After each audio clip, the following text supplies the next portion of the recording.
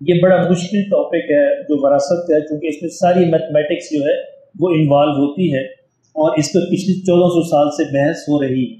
ابھی تک کلالہ پہ بحث جاری ہے کہ کلالہ ہوتا کہ اس کے اندر بڑی زبردست جو ہے کتابیں لکھی گئی ہیں، کچھ لوگ کسی کو مانتے کچھ کسی کو مانتے ہیں، ایون کہ حضرت عمر رضی اللہ تعالیٰ عنہ کے بارے اس کا قول بھی ہے کہ میں حضور سے نہیں پوچھ سکا، تو مجھے اس کا بڑا رنج ہے کہ کاش میں پوچھ لیتا۔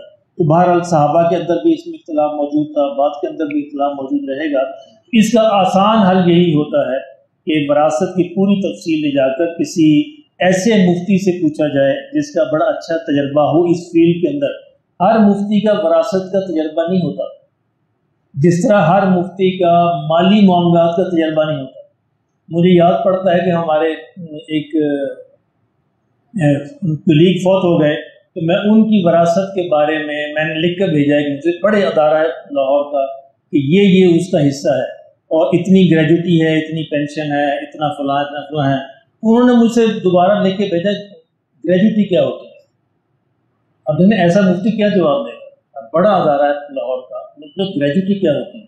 تو وہ چونکہ مالی معاملات کے مطلب ان کو پتہ نہیں تھا، اس طرح ہر مفتی کو وراثت کے معاملات کا بھی نہیں پتہ ہوتا۔